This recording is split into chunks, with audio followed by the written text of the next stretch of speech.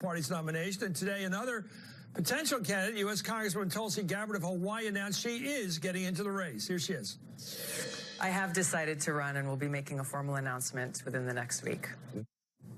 Well, two other senators, Kirsten Gillibrand of New York and Sherrod Brown of Ohio, are planning trips to Iowa in the coming weeks. And former U.S. Congressman Beto O'Rourke of Texas is receiving some late-night laughs for his recent social media post while getting his teeth cleaned. It looks like he didn't understand what his advisor meant when he said all the kids are flossing. Because, like, what's next? Ted Cruz checking his beard for lice on TikTok? Come on, man. Well, this is a genius way to avoid tough questions, right? Because it'd be like, Congressman, how can you call yourself a progressive candidate when you voted for drilling in the Gulf of Mexico? It'd be like, great question. For more, I'm joined by the Hardball Roundtable tonight. Susan Page, Washington Bureau Chief for USA Today. Adrian Elrod, former Director of Strategic Communications, Hillary for America. And as of today, this very day, an MSNBC contributor. Congratulations. And Shermichael Singleton, a Republican political consultant. So give us a sense, Susan, you have to do the front page for USA Today. So how's the race look in terms of participation right now? How many people are running? So I think for the first time in history, we're going to have more candidates than we have fingers and toes. Yeah, that would be more than 20. More than 20. Mm-hmm. And I think the previous record is 17 of kind of credible candidates, but you can count 24 credible Democratic candidates, and it's hard to see any of them not running. There's no sense of question about where Kamala Harris is running. She's running. Let me ask you, Adrian, it seems to me, no matter what we say now about equality of opportunity, there's going to be polls. Yep. There'll be a poll sometime in April or May that's going to tell us what this race, this field looks like, right? Yeah, of course. And there's only going to be 4 or 5 people that really have getting anywhere near double digits. That's right, but I think you're going to see Democratic voters flirt with a bunch of different candidates, and I think you're going to see the Tier 1 candidates stay, for the most part, Tier 1.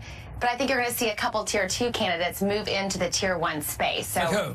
Well, I think Terry McAuliffe, who I'd consider to be a Tier 2 candidate, I think he could viably move into a Tier 1 space.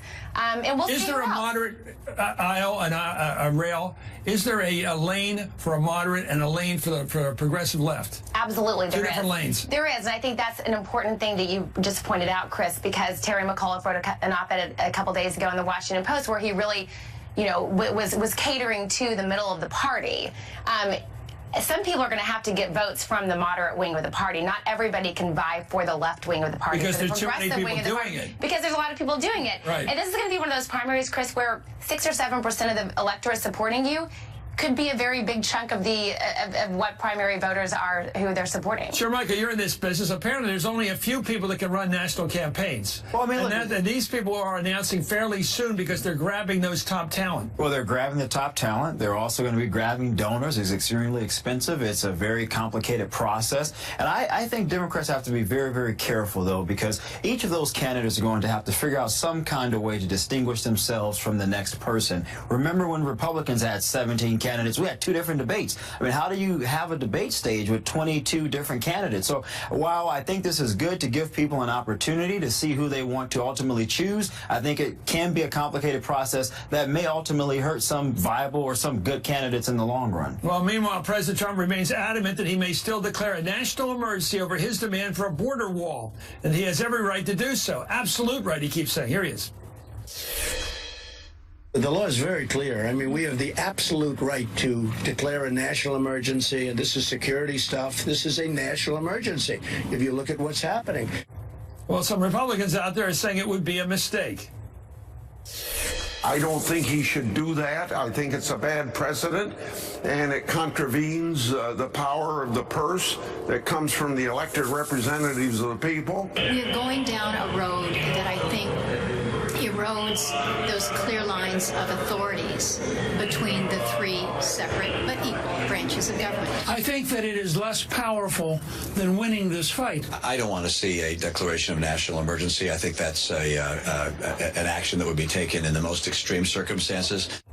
Don't you sense there's a usual suspects list now if you're a reporter, if you want somebody to take a shot at Trump? Yeah, although that field has gotten a little larger than it used to be of people who are willing to distance themselves from Trump or say to Republicans, Trump, yeah. of Republicans saying, don't do that. I mean, I think the Republican fear is if you let Trump do this now and support him, what are you going to do when you've got a Democratic president who wants to say climate change? What about that clown down in Florida that says the next thing to do, the Democrats will be doing something on transgender bathrooms or something? I mean, what a reach. I mean, I don't know. What do you want me to say on that? I don't know if Chris? there's anything to say about the guy. He's a clown. Look, but I think going back to what Susan just said, you are seeing a more expansive group of Republicans who are willing to criticize Donald Trump. I mean, the fact that Newt Gingrich went on Fox News and said, I don't think he should declare a national emergency on this. Chuck Grassley, who's been one of his strongest allies. These guys don't want they don't want to own this. They don't want to own this problem, and it will become a problem. But someone is telling Trump not to do this too, who he listens to. Jared Kushner. Maybe it's Jared Kushner. Sure. Well, Chris, I mean, look, I think it shows just how disconnected the president is from everyday people.